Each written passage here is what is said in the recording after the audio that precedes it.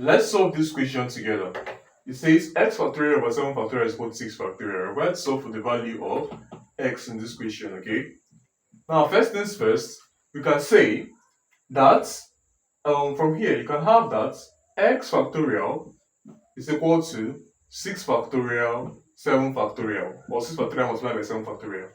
Now, I want to say something before we continue to make our work easier.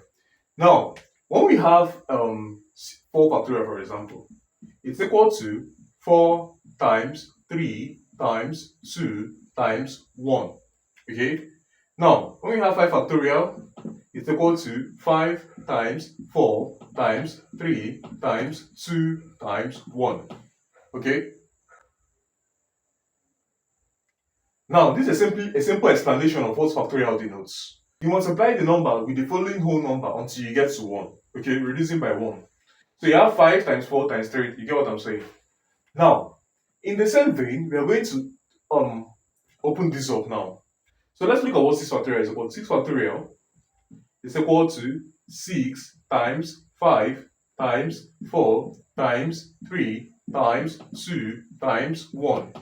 7 factorial as well is equal to 7 times 6 times 5 times 4 times 3 times 2 times 1. Okay? Now, what we are looking to do here is to express a number so that the factorial of that number will be equal to the multiples of everything you're seeing here. Okay? So what you're going to do is to build up the number. Now, first of all, you agree with me that for whatever this number is going to be, it's going to be greater than 6 and 7. Okay? So it means that if this number is going to actually be a factorial, so if you're going to say that this number is a factorial, now we're taking the factorial of x, it means it's going to contain a simultaneous repetition of every number until we get to 7 at least.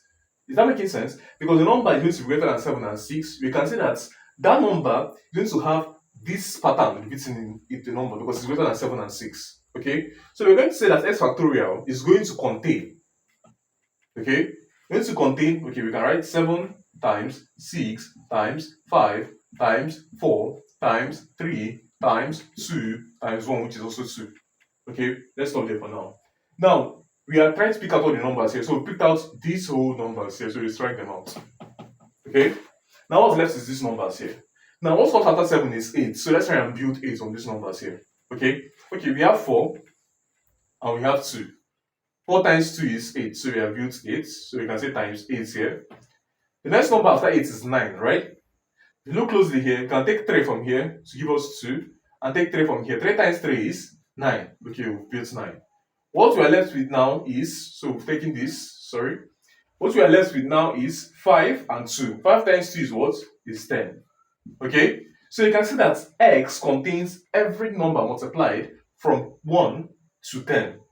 So it means that x here, x factorial here can be said to be equal to 10 factorial, making our x equal to 10. Okay? Thanks for watching. I hope this made sense. Please like, comment, subscribe, and I'll see you guys in my next video. Peace. What's going on, guys? It's Fortune here editing this video. As you can see, about 99% of you guys are not subscribed to the channel, so please subscribe, like, comment, and share my videos, as this helps to push my videos out to more viewers out there. The more you subscribe, the more viewers can see my videos, the more we grow in this community. Thanks for watching, and I'll see you guys in my next video.